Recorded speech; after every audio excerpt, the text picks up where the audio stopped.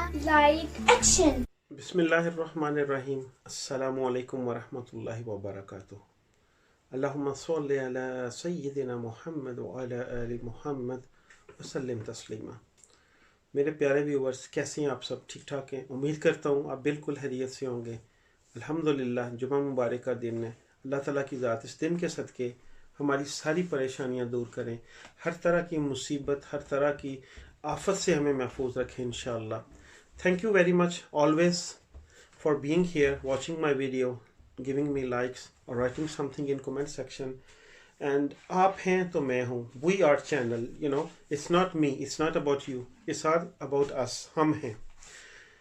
आज की डिटेल्स, आज की वीडियो बहुत ज़्यादा डिमांड थी इस चीज़ की। मुझे पूछ रहे हैं काफ़ी दोस्त, मुझे पूछते हैं, जानना चाहते हैं।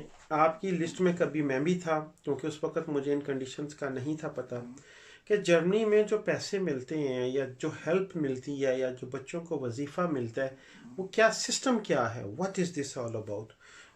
I will talk in detail. इस डिटेल में मैं बात करूँगा आपसे, क्योंकि ये जानना बड़ा ज़रूरी है। स्पेन से या फ्रांस से या इटली से या पुर्तगाल से कहीं से भी मूव होने से पहले आपको पता होना चाहिए कि यहाँ का जो लीगल सिस्टम है, विच टाइप ऑफ हेल्प और विच टाइप ऑफ वजीफ़ा या बच्चों के पैसे या क्या कैसे आपको मिल सकते हैं और क्या क्या है। सबसे पहली बात है, जो बच्चों के पैसे हैं वो यूरोप में कोई एक कंट्री नहीं देता। वो राइट है हर बच्चे का, वो किसी बादशाह का बच्चा है या किसी फ़कीर का बच्चा है, उनको पहले दिन से, जिस दिन पैदा होते हैं उससे लेके 18 साल की उम्र तक उनको पैसे मिलते हैं उनके पेरेंट्स को। Same like in France, same like in Belgium, same like in Holland, same like in Sweden, Denmark, Finland, Germany. Spain नहीं देता, इटली नहीं देता, पुर्तगाल नहीं देता, ग्रीस नहीं देते। क्यों नहीं देते? उनकी गवर्नमेंट की पॉलिसीज़ नहीं है। छोटे छोटी अयूदा हैं, कोई 20 यूरो 25 यूरो की, लेकिन एक स्पेसिफिक अमाउंट नहीं है इन कंट्रीज़ में कि आपके फॉर एग्ज़ाम्पल 3 बच्चे हैं, उनको कोई एक अमाउंट वो दें हर महीने। उसको, उस चीज़ को, बच्चों के पैसों को किसी चीज़ के साथ कोई गर्ज नहीं है। आपका टैक्स कितना है, आप जॉब कर रहे हैं नहीं कर रहे, आप अमीर हैं, आप उन्होंने वो पैसे आपको देने और ये सारे कंट्रीज देते हैं, स्वाय स्पेन के, स्वाय इटली के, स्वाय पुर्तगाल के, स्वाय ग्रीस के।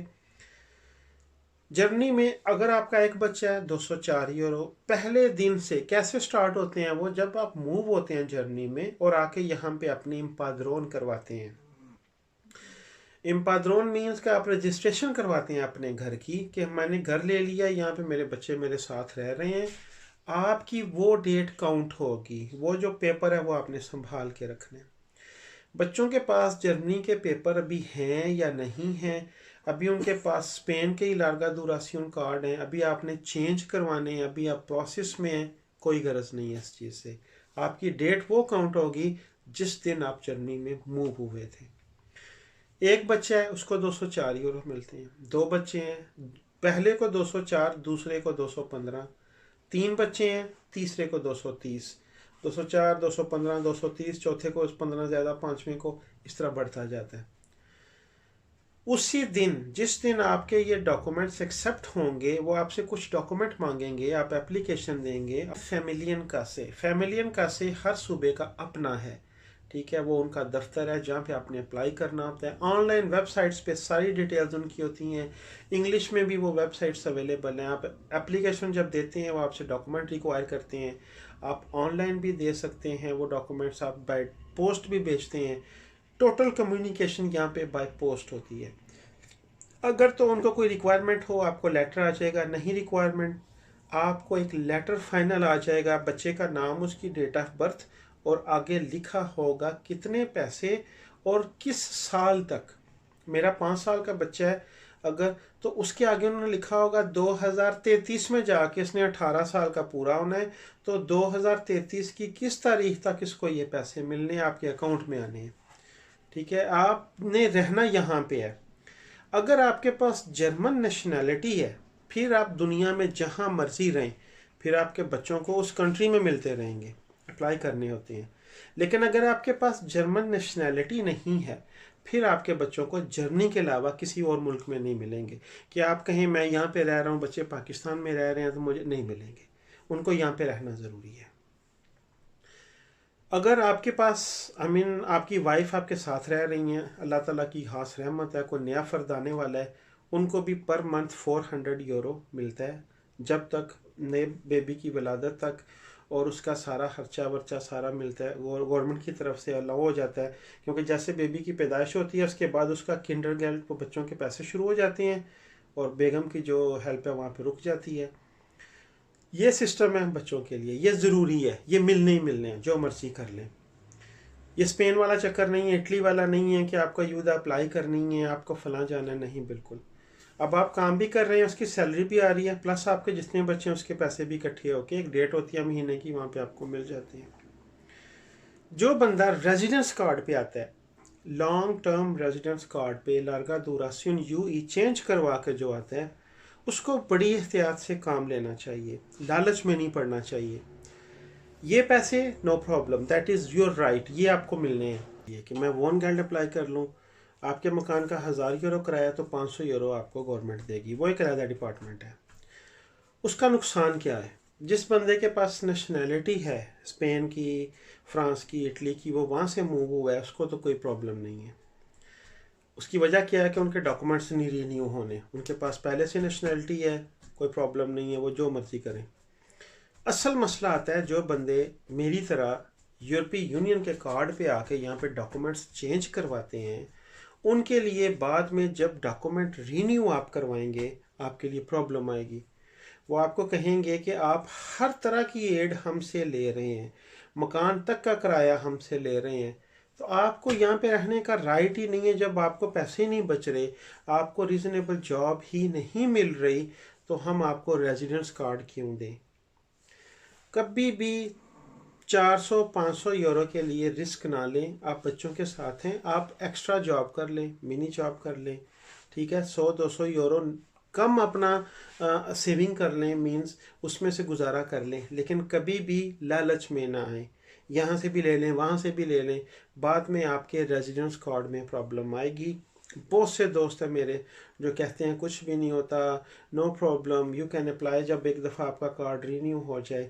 لیکن جب تک پرماننٹ کارڈ نہیں ملے آپ اس طرح کے چھوٹے چھوٹے خرچوں میں نہیں پڑیں۔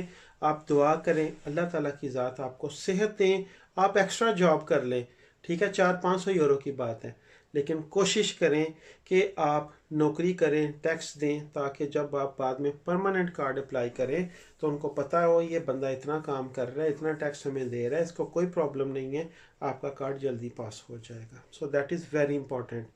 میرا مشورہ ہے، میرے نظریے سے جو وون گیلڈ ہے، گھر کا جو خرچہ ہوتا ہے، آدھے پیسے ملتے ہیں آپ کو، اس میں نہیں پڑنا چاہیے۔ اگر آپ کے پاس جاب ہے تو، اگر کام مل رہا ہے پھر بالکل نہیں پڑیں، منی جاب کریں، ایکسٹرا جاب کریں۔ اس کے بعد کون سے پیسے ہیں؟ فار ایگزامپل میرے پاس کام نہیں ہے، اب کام نہیں رہا، سیم جس طرح اسپین میں ہی نہیں، اینے میں یا پارو ہے، ہم پارو میں چلے جاتے ہیں، سال کام کیا 2 مہینے کی پارو، 2 سال کام کیا 6 مہینے کی پارو، آپ کو کہ آپ کا کام پیرالائز ہو گیا، نہیں ہے، نیا کام ڈھونڈ رہے ہیں، وہ آپ کو پیسے لگا دیں گے۔ سیم اسی طرح یہاں پہ بھی ہے، آپ کا کام نہیں ہے، آپ نے ایک انہوں نے چانس دیا ہوا ہے، آپشن دی ہوئی ہے آپ کو، میں ایک جاب کر رہا ہوں، مجھے یہ جاب پسند نہیں ہے، میں نے جاب چینج کرنی ہے۔ انہوں نے کہا کہ 3 مہینے جاب چھوڑنے سے پہلے آپ نے آ کے ہمیں انفارم کرنا ہے that you want to change the job. وہ آپ کا چھوٹا سا انٹرویو لیں گے، چیک کریں گے آپ کی فیلڈ کیا ہے، آپ کو اور تھوڑا کورس کی ضرورت ہے وہ بھی دیں گے، فری میں دیں گے آپ کو، اور 3 مہینے کے اندر اندر آپ کی نئی جاب سرچ کر کے آپ کو اس ٹریک پہ ڈال دیں گے کہ یہاں سے جاب چھوڑو اور نئی جاب پہ چلے جاؤ۔ ان کیس اگر ایسے نہیں ہوتا تو پھر آپ کے پاس 2 دن ہیں، جاب ایک دم سے چلی گئی ہے، آپ کو نہیں تھا پتا میری جاب چلی جائے گی، within 2 days you have to register yourself in unemployment office، جو آپ کا آربائٹ سینٹر ہے، کام کرنے والا ادارہ ہے، وہاں پہ جا کے آپ نے انفارمیشن دینی ہے، ڈیٹیل دینی ہے کہ آپ میرے پاس کام نہیں ہے۔ وہ اسی دن سے جتنی تنخواہ تھی آپ کی اتنے پیسے وہ آپ کو دیں گے، 6 مہینے کے لیے سٹارٹ کریں گے، بعد میں اگر 6 مہینے میں آپ کو جاب نہیں ملی, آپ سیٹ نہیں ہو سکے, تو 1 سال بھی اس کی لینتھ کر دیں گے. یہ جو پیسے ہوتے ہیں ان کا ریزیڈنس کارڈ پہ فرق نہیں پڑتا, کیونکہ اگر آپ کے پاس 2 سال کا کارڈ ہے, 6 مہینے آپ نے لگا دیے جاب سرچ کرنے میں, نئی جاب سے چینج کرنے میں, لیکن کارڈ چینج کرنے سے پہلے, رینیو کروانے سے پہلے جو پہلے 4 5 6 ماہ ہیں وہ آپ کام شروع کر دیا آپ نے, تو کوئی مسئلہ نہیں ہے, کیونکہ ڈاکومنٹس رینیو کرواتے ہوئے لاسٹ 3 سیلری شیٹس چاہیے ہوتی ہیں. لیکن جو مکان کے پیسے بون گیلڈ ہیں, وہ گورنمنٹ کا ڈپارٹمنٹ ہے, وہ ڈپارٹمنٹ بڑا اسٹرکٹ ہے, وہ پھر ہر چیز چیک کرتے ہیں.